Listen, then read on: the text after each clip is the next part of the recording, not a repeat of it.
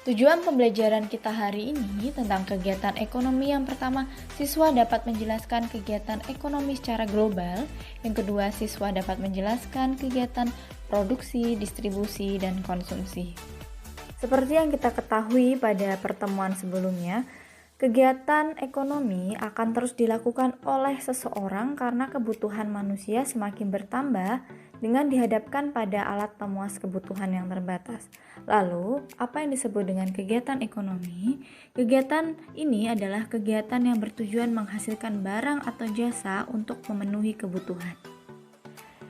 Kegiatan ekonomi dalam sehari-hari terdiri atas 1. Kegiatan produksi, 2. Kegiatan distribusi, dan ketiga adalah kegiatan konsumsi. Mari kita bahas satu persatu. Untuk kegiatan produksi adalah kegiatan menghasilkan barang atau jasa untuk menambah nilai guna atau barang jasa tersebut. Contohnya seperti seorang buruh pabrik yang sedang menjahit kain yang digunakan untuk produksi baju. Contoh kedua yaitu seperti seorang petani yang mengolah sawah untuk ditanami padi. Tujuan dari produksi sendiri yaitu pertama memenuhi kebutuhan umat manusia, kedua memperoleh keuntungan, ketiga mempermudah manusia dalam mencapai kemakmuran. Terdapat 4 faktor yang mempengaruhi produksi, yaitu faktor produksi asli berupa sumber daya alam dan tenaga kerja atau SDM. Yang kedua adalah faktor produksi turunan berupa modal dan kewirausahaan. Keempat faktor ini akan menentukan berhasil tidaknya kegiatan produksi.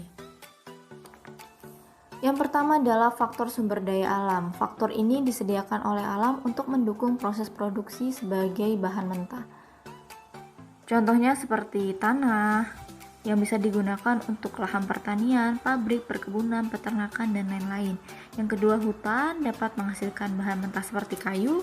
Yang ketiga, barang tambang seperti emas, biji besi, minyak bumi, dan gas alam. Dan yang keempat adalah sumber daya alam air yang dapat digunakan untuk pengairan atau bahan baku lainnya. Yang kedua adalah faktor tenaga kerja atau SDM. Faktor ini didasarkan pada kemampuan untuk proses produksinya, yang dapat dibedakan menjadi 3 tenaga kerja, yaitu sebagai berikut. Tenaga kerja terdidik, contohnya adalah guru, dokter, konsultan. Lalu tenaga kerja terlatih yang memiliki keterampilan, contohnya seperti montir, sopir, dan penjahit. Yang ketiga adalah tenaga kerja tidak terdidik dan tidak terlatih. Tenaga ini tidak memiliki keterampilan, biasanya seperti tukang sapu, tukang sampah, dan kuli bangunan. Yang ketiga adalah faktor modal. Faktor ini adalah berupa barang yang digunakan untuk membantu lancarnya proses produksi. Modal tidak hanya berupa uang, tetapi juga bisa berupa barang. Contohnya seperti gedung, mesin, bahan mentah, atau bahan baku yang digunakan dalam proses produksi. Yang keempat adalah faktor kewirausahaan. Faktor ini adalah kemampuan seseorang atau beberapa orang untuk menyatukan semua faktor produksi agar dapat menghasilkan barang tertentu.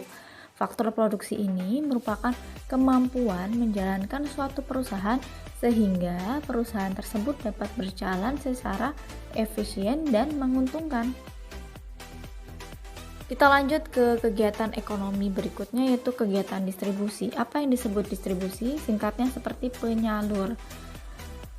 Dengan kata lain, kegiatan ini merupakan kegiatan menyalurkan barang dan jasa dari produsen kepada konsumen. Contohnya seperti pedagang, tukang pos, minimarket, dan lain-lain. Pihak yang melakukan kegiatan distribusi disebut dengan distributor. Tujuan dari distribusi adalah pertama, menyalurkan barang dari produsen ke konsumen. Kedua, agar hasil produksi lebih berguna bagi masyarakat. Ketiga, kebutuhan masyarakat akan barang atau jasa terpenuhi. Keempat, agar kontinuitas produksi terjamin. Kegiatan distribusi dapat dilakukan dengan 3 macam cara. Yang pertama, distribusi langsung. Distribusi ini dilakukan tanpa melalui perantara sehingga penyebarannya langsung dari produsen menuju ke konsumen. Contohnya seperti pedagang sate langsung menjual dagangannya atau satenya tersebut kepada konsumen. Yang kedua adalah distribusi semi langsung.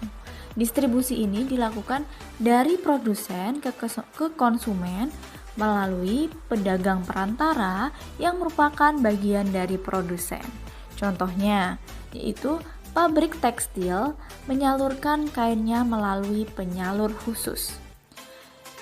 Selanjutnya, cara ketiga adalah distribusi tidak langsung.